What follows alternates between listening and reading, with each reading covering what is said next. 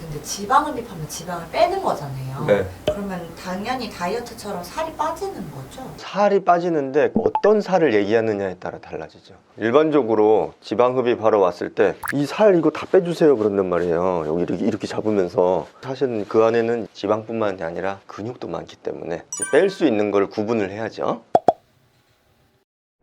안녕하세요, 닥터CL 이승윤 원장입니다. 오늘은 팔 지방흡입에 대해서 말씀드리겠습니다. 팔 지방흡입을 하러 언제 가장 많이 오시냐면요, 봄에 많이 오세요. 그런데 5월달쯤 돼서 이제 반팔을 입기 시작하면 그때부터 이제 마음이 급해져서 뒤늦게 오시는 분들도 있는데, 팔 모양을 만들고 싶으면은 좀 일찍 오시는 게 좋은데요, 모양이 완성되려면 최소 2-3개월, 길면은 반년이 걸리니까 겨울부터 시술을 하는 게 좋고, 늦게 하더라도 2-3월에는 하는 게 좋죠. 지방 흡입하고 나면은 바이오본드라고 유착되는 게 생긴다고 하는데 그건 무조건 없어지는 거죠? 바이오본드라는 거는 사실은 의학 용어는 아닌데, 지방을 빼고 나면 그 자리에 이제 상처 치유 과정, 재생 과정을 통해서 콜라겐이 많이 생성되고, 그러는 과정에서 조직이 딱딱해지는 현상을 바이오본드라고 합니다. 그런데 그런 뭉치고 딱딱해지는 과정을 통해서 피부가 오그라들고 수축이 되기 때문에 어느 정도 뭉치고 딱딱한 현상이 발생되어줘야 남은 피부가 이제 올라붙는 거죠. 그렇기 때문에 바이오본드는 100% 생기는 거고, 그런데 다만 시간이 한참 지나면 풀려야 되는데, 시간이 한참 지난 후에도 피부가 울퉁불퉁하다, 패여있다, 이런 거는 바이오본드가 아니고 유착이죠.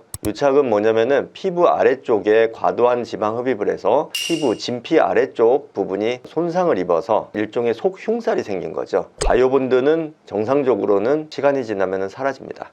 그리고 지방 흡입을 살 빼는 시술로 생각하시는 분들이 많은데요, 지방 흡입은 살 빼는 시술이라기보다 군살 제거 시술이라고 보시면 됩니다. 보통 팔에서 지방 흡입을 하면 한쪽당 평균적으로 한 150cc, 200cc, 정말 많으면 400cc 뭐 그 정도 나오거든요. 그러면 뭐 밥 한 번 굶으면 되는 그런 거밖에 안 되기 때문에 체중 감량 시술은 아니고, 나는 살을 빼도 여기 볼록한 거는 안 사라져요, 그런 거 군살 감소 목적으로 하는 시술이죠. 그런데 저 지방 흡입 했는데 살찌면 여기 도로 원상복귀 되는 거 아니에요? 그렇게 물어보시는 분들도 많은데, 한번 제거한 지방은 거의 다시 생기지는 않습니다. 그런데 만약에 살이 극단적으로만 20kg, 30kg 쪘다, 그러면 팔에도 찌기는 찌겠죠. 왜냐면은 일부러 제거하지 않은 지방도 있고 근육 속으로도 지방이 찌기 때문에. 그렇지만은 지방 흡입을 안 하고 체중이 늘 때보다는 덜 찐다고 보시면 됩니다.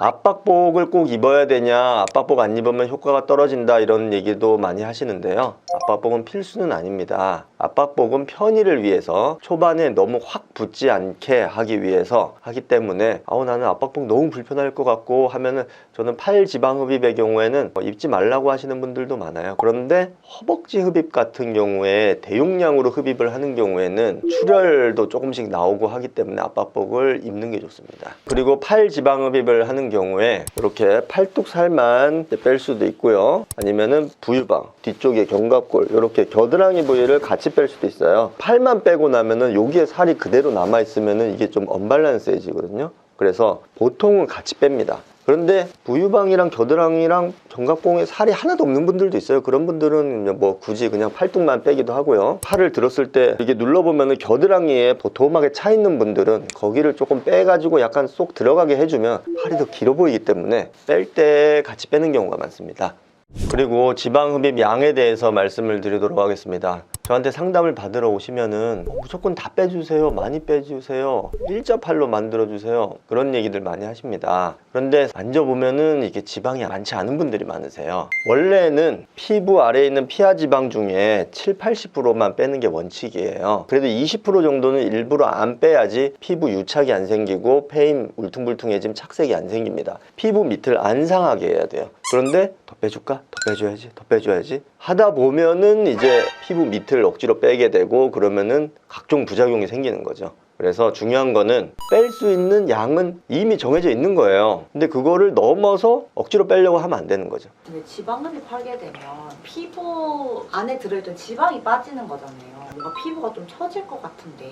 그렇죠. 그런 걱정들을 많이 하십니다. 그런데 사실은 속에 있는 거를 빼면 콜라겐이 정말 많이 생겨서 많이 딱딱해져요. 그래서 피부를 달라붙입니다. 그래서 만졌을 때 지방은 적은데 이게 다 피부 처짐인 경우에는 피부가 달라붙는 게 적을 수가 있죠.